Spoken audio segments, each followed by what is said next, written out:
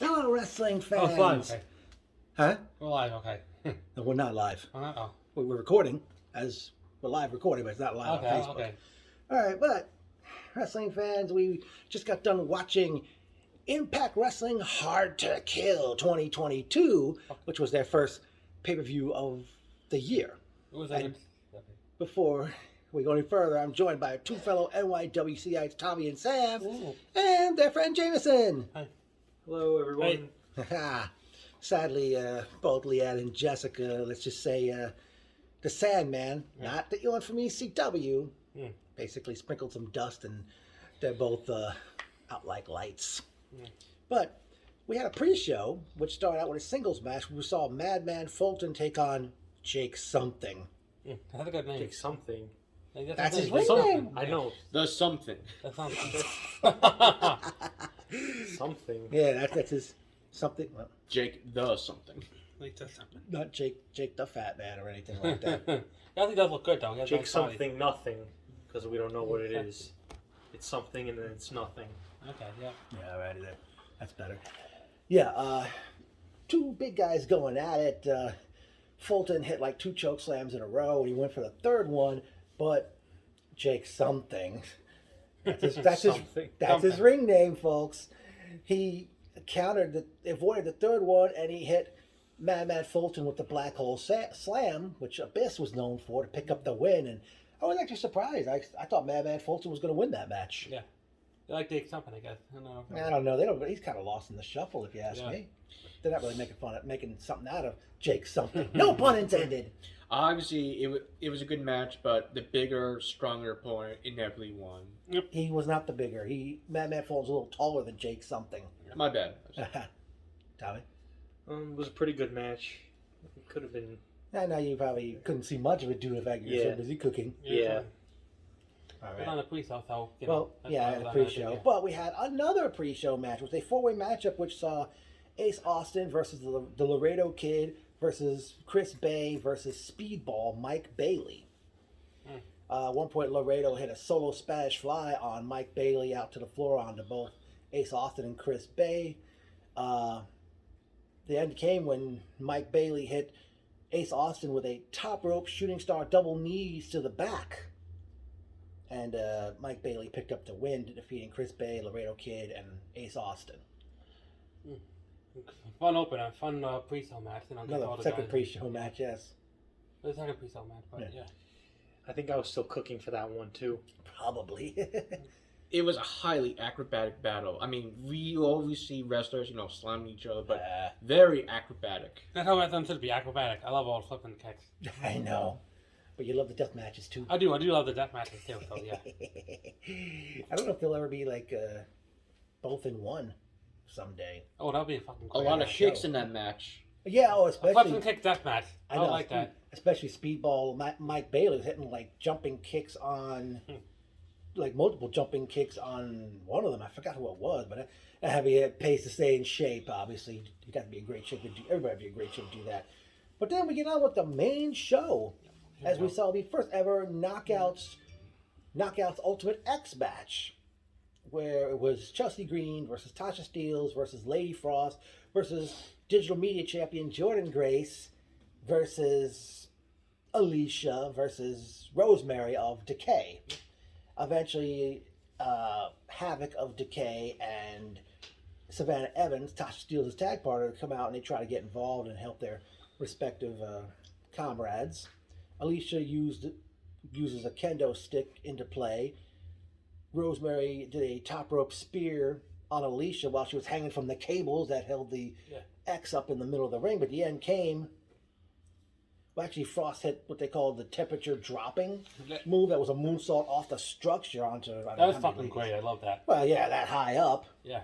But the end came when both Chelsea Green and Tasha Steelz were both on the cables. They're both trying to grab a hold of the X. They both grab it, but Tasha Steelz comes out with the X, and as a result, she'll get a guaranteed a future shot at the Knockouts Championship. That's good fun. For a long while, it was... No one knew who would win. Everyone was just fighting each other. No one was really grabbing the X. Anyone could have... It lasted quite a while, I'll say that. I like most of the matches, everybody was just slapping each other just for shits and giggles. I know, it's just always something. I mean, that's a problem, Gotta obviously wear each other down first, but you can't try to climb it up right away. I like all flipping kick. That was good. Okay. Next up was the X Division Championship on the line as Steve Macklin challenged Trey Miguel in a match where if Macklin fails, he would not get to challenge the X Division Championship ever again, as long as Trey Miguel is the X Division Champion. Before the match even started, Macklin attacked Miguel in the aisle. Miguel hit an impressive tornado DDT from running in the ring, out on the floor. Macklin kicked out of Meteor, which was that double knee drop from the top rope that Sasha Banks is usually known for. But Trey Miguel hit a brain buster, and then the second Meteor off the top rope, and Trey Miguel pinned Steve Macklin to retain the X Division title. As a result of pre-match stipulation, Steve Macklin cannot challenge for the X Division Championship as long as Trey Miguel is champion. Yep, so who's going to face next? But we'll find out on Impact. But yeah, the guy can have a good match with anybody. He can have a good match with a dummy. Trey Miguel will probably have a good match with Sex Hall. That's how good he is. What? Never mind that last comment. Tommy, your thoughts I on had the a match? pretty good feeling Trey Miguel was going to retain the title anyway. Well, yeah, because going into the match, Macklin was undefeated. Yeah. Had not been pinned or submitted up until tonight. That will change. It was a good match. No other comment. Oh, I love the flips and kicks.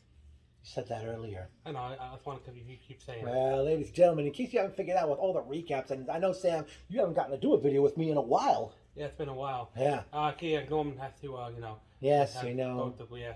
But the problem is, you always add the comedy. Yep, I do all that. You do. You do. It's just about, the ladies are, well, actually, Jessica's out like a light right now. I'm okay. Eyes are open right now. Right now they're open, but you chose to sit this one out.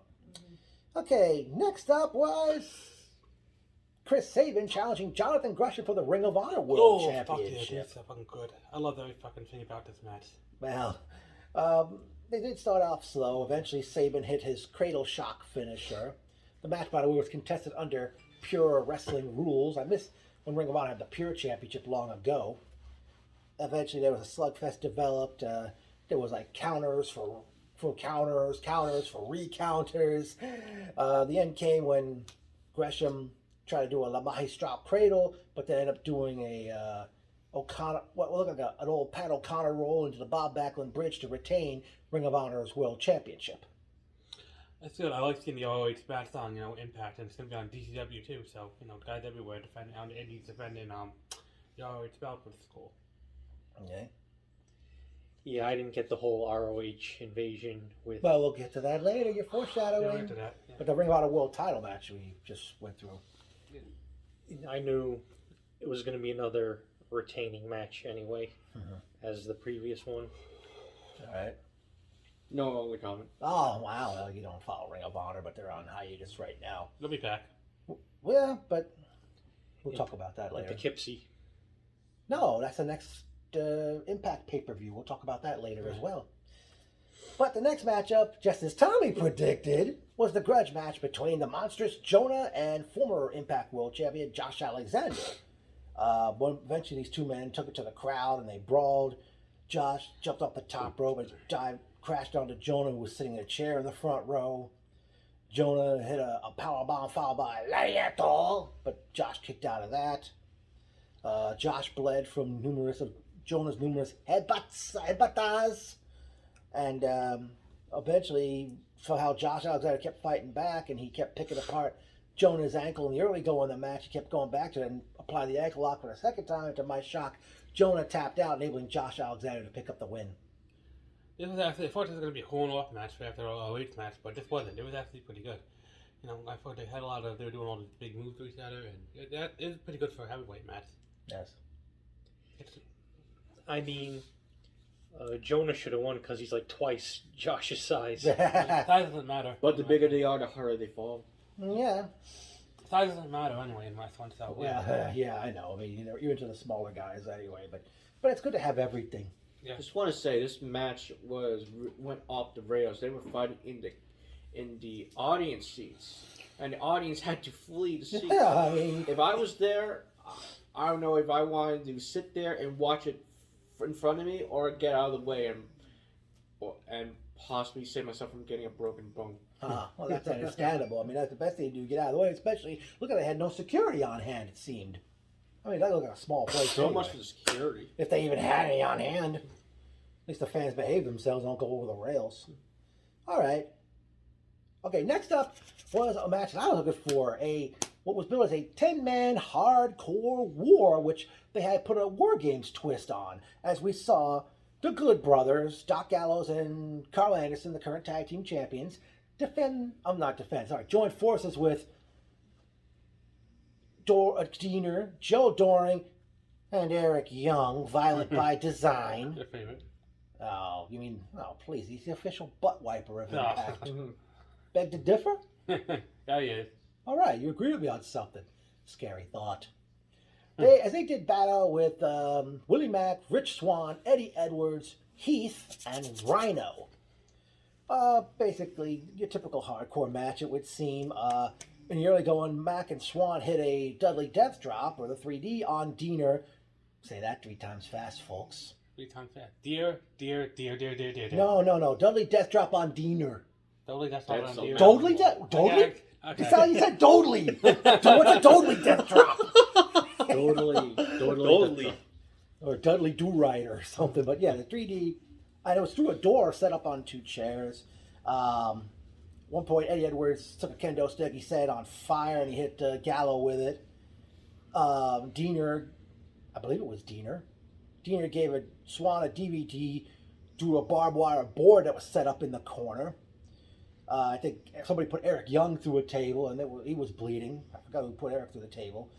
The end of the match came when Rhino gored Carl Anderson to pick up the win for the face team, but then all of a sudden out comes OGK, Matt Taven, and Mike Bennett, former Ring of Honor World Tag Team Champions? They were former. Yeah, they were. They're not champions now. Yeah, they lost about to the Briscoes. Oh, that final battle. Yeah. It was 2 of them, Vincent, and to my surprise, PCO. Of course, I remember him as one half of the Quebecers. He was Jean-Pierre Lafitte, or as I called him, Jean-Pierre Lafitte, when he used to steal stuff. Like he stole Bret Hart's jacket long ago, if you remember that. Vincent and Matt Taven actually used to be in the Kingdom together. Yeah, but I'm not sure what this was about. But the PCO, Vincent, Taven, and Bennett and Maria eventually came out, the gorgeous babe. Matt Bennett's a lucky fucking bastard. Still. And they came out, they did a number, but pretty much decimated the faces after that hardcore war. So I don't know, with Ring of Honor on hiatus right now, I don't know what this means. I don't know if Anthony's going to buy ROH or something. Who? Anthem maybe will buy ROH or something, I don't know. Who would buy ROH? Anthem, the company that owns Impact. No, I don't think they will. No, but Ring of Honor says they're on hiatus till April. Yeah. I mean, like I said, we'll talk about that off camera. Yeah. All right, after that came the triple threat match for the World Heavyweight Championship, as we saw W. Morrissey and Matt Cardona. We're in your apartment, so you know where the bathroom is to vomit. As they both challenged Moose for the championship. This match actually was better than I expected. Yeah. Eventually, they had a big crowd brawl. Moose was going to powerbomb Cardona to a table, but out came Cardona's new wife, Chelsea Green. She actually dived off the stage onto Moose. Matt had pushed Moose off the top rope, and he went crashing through a table. I think Moose accidentally speared the referee. Yeah, I remember that. Is it me, or is Moose the only one that does a flipping spear? Because he hit the spear and he flipped as well. Yeah, I love that. Yeah, I guess he's the only one who does that. Everybody who's done a spear over the years. No, I won't say that 3 times fast either. No, not that. Spear over the years. Spear over years. Over the years, not over years. Spear, I can't do it. I'm not going to try. Spears over the... Well, okay, he was getting it. By George, not Foreman. I think he's got it. Let's see what else happened in this hectic matchup. Oh, Morrissey brought a prosthetic leg into play, and he used it on Cardona. Eventually, Moose gave Cardona a buckle bomb, but in the process, both Chelsea and the backup referee got caught in the middle of, between Cardona and the turnbuckles. The end came when Moose pinned Matt with a spear, and the original referee came back and made the 3 count, enabling Moose to retain the championship. Oh, yep, the good fucking match. Fuck, thank God Cardona didn't win. I know you would get him sights for the bird. You gotta watch watches. GTW on Fight TV to understand why the Matt Cardona stuff. So yeah. No. Yeah, I knew Moose would retain. Nah. Okay. Well, for a moment, it looked like Moose was actually going to lose. Well, if the referee wasn't knocked out with no referee, it was chaotic. And then with Cardona's wife coming match, it was complete chaotic. The Power of Love helped Cardona in a bit, but in the end, Power of Love was not enough to beat the champ. No. And well, I forgot to ask your thoughts on that 10-man hardcore war. It was just chaotic. Everyone was bringing weapons, and then it was just bunch of bodies everywhere. What the saying goes? The bodies hit the floor. Drowning Pool, I like that band. Yeah, and a lot of times there was no referee whenever somebody would pin one another. Well, yeah, because they said there would be no pin to submission until all 10 men entered. That was the War Games twist, remember? I didn't write down the order of entry in that one, folks. But man, we knew that would be hectic.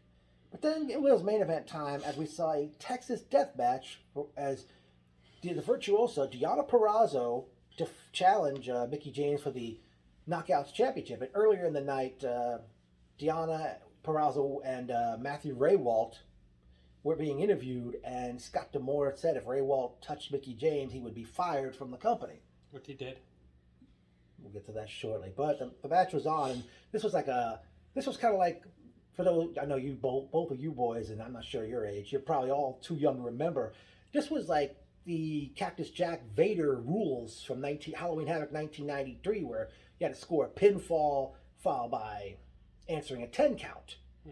And, so many early moments, Mickie James schoolgirled Deonna and pinned her, but Deonna got up like nothing.